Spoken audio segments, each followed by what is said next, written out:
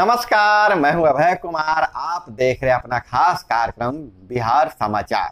बिहार समाचार में खबरें बिहार की, बातें बिहार की, देश दुनिया की तमाम खबरें जो आपको जानना जरूरी है। बिहार समाचार में हम खबर लेते हैं सत्ता के गलियारों से, पंचायत के चौपालों से और गांव के गलियों से, जो आपके जीवन को प्रभावित करता है। हम बिहार समाचार में बताएंगे कहां है रोजगार, क्या है राजनीतिक हलचल और क्या है पंचायतों के लिए नए प्लान। तो बिहार समाचार में हम पहली खबर लेते हैं। नीतीश कुमार थोड़ा मुखर हो रहे हैं। नीतीश कुमार ने कहा है एकजुट विपक्ष भाजपा को 50 सीटों पर सिमटा देगा, इसी में लगे हुए हैं। नीतीश कुमार इसी में लगे हुए हैं कि भाजपा को कितना ज्यादा से ज्यादा नुकसान पहुंचाया जाए। नीतीश कुमार का बयान है और नीतीश कुमार ने कहा कि जो भाजपा है नए दौर का भाजपा है, विश्वासघात उसका स्वभाव है। भाजपा को दो भागों में नीतीश कुमार ने बांटा है। पुराना भाजपा अटल आडवाणी के दौर का भाजपा और दूसरा नरेंद्र मोदी और अमित शाह के दौर का भाजपा। नीतीश कुमार ने खुलेआम कहा है कि यह नए दौर का भाजपा है, इसमें विश्वासघात उसका स्वभाव है और इसको हम 50 सीटों पर सिमटा देंगे। वही जदयू कार्य समिति में सीएम बोल रहे थे सावधान, भाजपाई सांप्रदायिक सामाजिक माहौल को बिगाड़ने का काम करेंगे।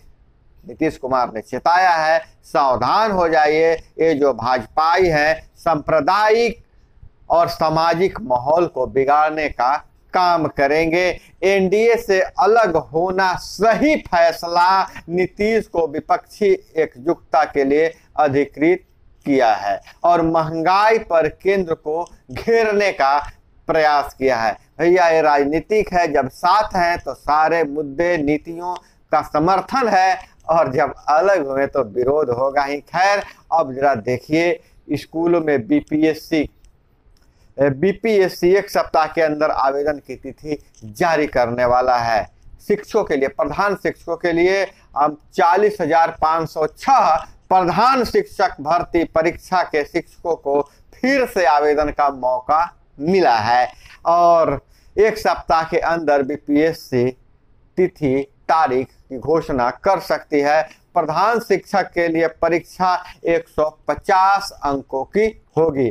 तो सारे शिक्षक जो प्रधान शिक्षक बनना चाहते हैं इसमें अपना आवेदन कर सकते हैं, किस्मत आजमा सकते हैं। अगर उनमें टैलेंट होगा, प्रतिभा होगी तो वो प्रधान शिक्षक के रूप में चयन हो जाएंगे। और इधर बिहार में लालू प्रसाद के राजद को बड़ा झटका, अनंत सिंह के बाद एक और विधायक होंगे कम। जी हाँ, एलटीसी घोटाला, राजद विधायक अनिल सहनी को 3 साल सजा, कोर्ट से ही बेल। दिल्ली के राउज एवेन्यू कोर्ट में सुनाई सजा, जुर्माना भी लगाया है। और नवीनगर विधायक डब्लू सिंह हत्याकांड से बरी हो गए हैं। नवीनगर के विधायक। और एक बहुत बड़ी खबर है, इंटरनेशनल खबर है, सबको इंतजार है कि भीड़ रहा है भारत और पाकिस्तान का क्रिकेट टीम। सुपर 4 स्टेज में पहुंच चुके एशिया कप में रविवार को 7:30 बजे फैंस के लिए रोमांच चरम पर होगा। भारत और पाकिस्तान एक बार फिर भिड़ चुके हैं। पिछले बार जो पाकिस्तान को भारत हराया था, तो पाकिस्तान इस बार भी एड़ी चोटी एक कर देगा भारत को हराने के लिए। और ऐसे ही भारत और पाकिस्तान का मैच बहुत ही रोमांचक होता है।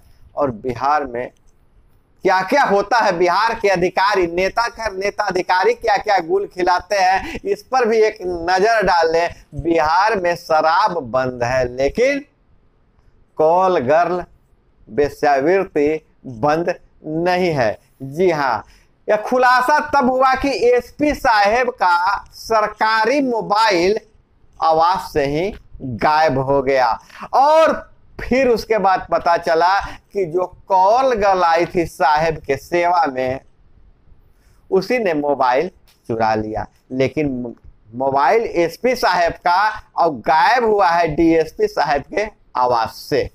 देखते हैं क्या है मामला।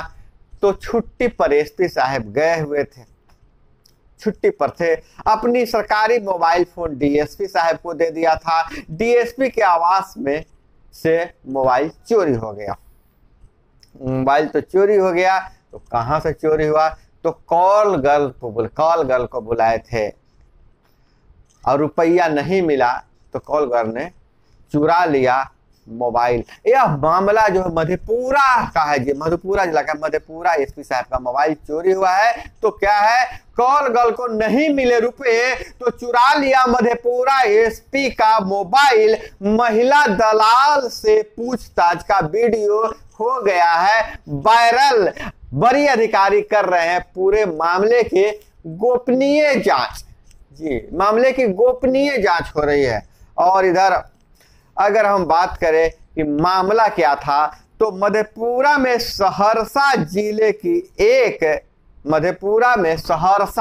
जिले की एक कॉलगर सप्लायर महिला का वीडियो तेजी से वायरल हो रहा है। उक्त महिला से एसपी को आवंटित सरकारी मोबाइल चोरी के बाबत पूछताछ की जा रही है। वीडियो में सप्लायर महिला कह रही है कॉल गर्ल को बार बार बुलाकर पैसा नहीं दिए हैं डीएसपी साहब, इसलिए मोबाइल चोरी कर लिया गया है। सवाल जवाब या देख लीजिए कि क्या सवाल जवाब है। तो महिला से अधिकारी सवाल कर रहे हैं, क्या करती हो? तो महिला बिंदास होकर बोलती है, मैं पदाधिकारियों के आवास पर जाती रहती हूं, डीएसपी साहब लड़की मंगवाते थे। सवाल फिर हुआ, कहां पर डीएसपी साहब लड़की मंगवाते थे? तो महिला बताती है, मधेपुरा में सदर अस्पताल के सामने उनका आवास है वहीं। सवाल फिर हुआ कि मोबाइल क्यों चोरी किया? तो महिला ने कहा कि लड़की को एक ही बार रुपया दिया गया था, लड़की को कई बार बुलाया गया था, एक ही बार रुपया दिया गया था। वह उनके पास 3-4 बार वहां गई थी, रुपये नहीं मिलने के कारण मोबाइल चुरा लिया।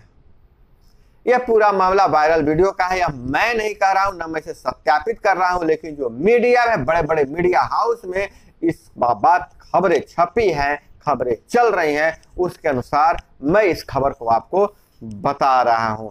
डीएसपी ने कहा यह मेरे खिलाफ साजिश है, एसपी का मोबाइल मेरे पास ही था जो चोरी हो गया। साजिश कर चरित्र हनन का प्रयास किया जा रहा है। वायरल वीडियो वाली महिला दागी है, कई बार जेल जा चुकी है। महिला से जबरन कहलवाकर वीडियो बनाया गया है। एसपी को मोबाइल मेरे पास था जो चोरी हो गया। मोबाइल चोरी होने को लेकर नया खरीदने तक विहित प्रक्रिया अपनाई गई थी। बड़ी अधिकारी मामले की जांच करवा रहे हैं, जल्द ही साजिश का खुलासा हो जाएगा, साजिश करने वाले भी बेनकाब हो जाएगा। यह बयान है अमरकांत चौबे, मुख्यालय डीएसपी मधेपुरा का। और वहीं एसपी साहब कह रहे हैं राजेश कुमार कि मेरे आने के बाद पुराना वाला मोबाइल ही मुझे दिया गया था। वायरल वीडियो की जानकारी नहीं है, मामले की पता करते हैं। तो बिहार में तो शराबबंदी है, लेकिन लड़की लाना थोड़े मना है। कोई भी अपराध नहीं है, अगर कानूनी रूप से होगा, ज्यादा से ज्यादा मोबाइल चोरी का मामला सामने आएगा। तो आपका इस पर क्या ख्याल है, या क्या वो महिला सच कह रही है या झूठ कह रही है? कमेंट में जरूर बताइएगा। और क्या आपके पास यह वीडियो पहुंचा है? और इधर हम बात करें तो युवाओं के लिए अच्छी खबर है। युवा पीढ़ी की पढ़ाई व कमाई पर ध्यान देगी महागठबंधन सरकार। जैसा कि आपको पता है, तेजस्वी यादव ने चुनाव के दरमियान कहा था कि अगर मैं कलम से सबसे पहला साइन होगा कि हम युवाओं को 10 लाख नौकरी देंगे। दोबारा हालांकि जब वो चुनाव में सरकार नहीं बना पाए, लेकिन जब वो सत्ता में आए भाजपा से गठबंधन टूटा जदयू का, तो उन्होंने कहा कि 10 लाख वाली वादा मुझे याद है, तो उस पर नीतीश कुमार ने कहा कि 10 नहीं, हम 20 लाख युवाओं को रोजगार देंगे। तो जदयू की बैठक चल रही है। पार्टी की राज्य कार्यकारिणी ने पास किया प्रस्ताव, युवा पीढ़ी की पढ़ाई व कमाई पर ध्यान देगी महागठबंधन सरकार। भाजपा भय पैदा कर साजिश कर रही थी, महागठबंधन ने विफल कर दिया। और प्रस्ताव के अगर हम कुछ मुख्य बातों पर नजर डालें तो सीएम के नेतृत्व में बिहार में अपने संसाधन से जातीय जनगणना कराने का संकल्प लिया गया। महागठबंधन सरकार युवा पीढ़ी की पढ़ाई और कमाई पर विशेष रूप से ध्यान देगी। महागठबंधन सरकार समाज के सभी वर्गों के व्यापक हित का काम करने का संकल्प लेगा। और आरसीपी सिंह का नाम लिए बिना कहा, नीतीश कुमार ने राष्ट्रीय अध्यक्ष का पद छोड़ जिसको 27 दिसंबर 2020 को पद सौंपा, उन्होंने पार्टी से धोखा दिया। यह जदयू के प्रस्ताव में पारित हुआ। और तो बहुत सारी बातें हैं। और इधर हम बात करें कि 2024 में सत्ता से विदा हो जाएंगे जुमलेबाज, ललन सिंह का केंद्र सरकार पर निशाना है। तो भाजपा और जदयू में इस तरह बहुत ही जुबानी जंग जारी है। लेकिन इन सबों के बीच में हम गांव के विकास में पंचायतों के योगदान को नहीं भूल सकते हैं। तो उसके भी अपडेट, उसका भी खोज खबर हम प्रतिदिन लेते रहते हैं। तो पंचायती राज विभाग से यह खबर यह निकल कर आ रही है कि पंचायती राज विभाग अभी सिर्फ मसौदा बनाने में ही मशगूल है। सिर्फ रिपोर्ट मंगाया जा रहा है, कितने वार्डों में गठन हुआ है वार्ड कल्याण समिति का, कितने वार्डों में हस्तांतरण हुआ है शक्तियों का कि नहीं हुआ है, प्रभार का हस्तांतरण हुआ है कि नहीं हुआ है। और वहीं जो जांच हो रही है बुधवार और गुरुवार को, उस जांच रिपोर्ट के आधार पर रणनीति बनाई जा रही है। लेकिन खुशखबरी की बात यह है कि जल्द ही पंचायतों को और वार्ड सदस्यों को वार्ड कल्याण समिति के लिए राशि जारी कर दिया जाएगा। हालांकि केंद्र पोषित राशि तो जारी हो गई है, लेकिन राज्य पोषित राशि भी जल्द ही जारी कर दिया जाएगा। हालांकि पहले जारी हुई थी राज्य पोषित राशि, उसमें सिर्फ और सिर्फ ग्राम पंचायतें ही काम कर रहे थे। लेकिन अब जल्द ही वार्ड सदस्यों के जैसे ही ट्रेनिंग खत्म होती है, ट्रेनिंग खत्म होने के बाद ही उनके खाते में वार्ड में विकास के लिए राशि जारी कर दिया जाएगा। और जैसे ही राशि जारी होगा, इस पर क्या नया अपडेट आता है, उस सारी जानकारी हम आपको देंगे। बस आप चैनल पर हमेशा बने रहिए। और वहीं पटना के 14 नगर निकायों में M2 मशीन से होगा चुनाव। संवेदनशील बूथ की पहचान का कार्य शुरू। सभी नगर निकाय के लिए अलग अलग ERO नियुक्त। 436 पार्षदों के लिए होगा मतदान। और वहीं छात्रों को एड ऑन कोर्स से रोजगार से हो रहा है फायदा, मिल रहा है रोजगार।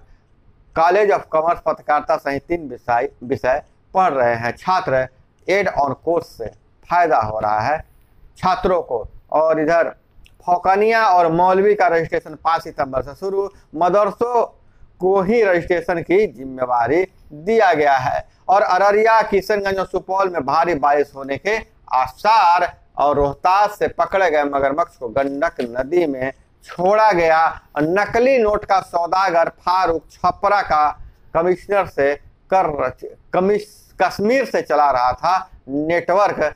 कई संदिग्ध नंबर मिले। पटना पुलिस समेत कई एजेंसियां जांच में जुड़ गई है। और इधर इटली कट्टर राष्ट्रवादी जॉर्जिया को पीएम पद के चुनाव में बढ़त। अप्रवासियों के विरोध पर मिल रहा है समर्थन। और दुमका में अब नाबालिग आदिवासी बेटी की हत्या कर पेड़ पर लटकाया गया। झारखंड में बेटियां सुरक्षित है। 10 दिनों के अंदर दूसरी घटना से इलाके में आक्रोश। 4 माह की गर्भवती थी किशोरी अरमान अंसारी गिरफ्तार। डीआईजी ने की पुष्टि। घटनाएं बहुत झारखंड में हो रही है। विषय किसी जाति धर्म से नहीं जोड़ा जाए, लेकिन आरोपी जो भी हैं किसी एक विशेष समुदाय से हैं। तकलीफ तब होता है कि जो आरोपी है जिस समुदाय से है, जिस समुदाय का नाम लेकर अपने आप को गर्व का महसूस करते हैं, तो वैसे लोगों का विरोध भी मुखर होना चाहिए। पोस्टमार्टम से पता चला है कि गर्भ में 4 माह का भ्रूण था और पुलिस मामले की गहराई से छानबीन, और इधर पेट्रोल से जलाकर मारी गई नाबालिग मामले में 7 दिनों के अंदर होगी चार्जशीट। तो हम आपके जिम्मे छोड़ते हैं सारी की सारी। अब आप विचार कीजिएगा क्या होना चाहिए, कैसे यह समाज सुधरेगा। तो दोस्तों, यह थी वो तमाम खबरें जो आपको जानना जरूरी था। इसी तरह से खबरों के लिए जुड़े रहिए हमारे साथ। मिलते हैं अगले वीडियो में। जय हिंद, वंदे मातरम।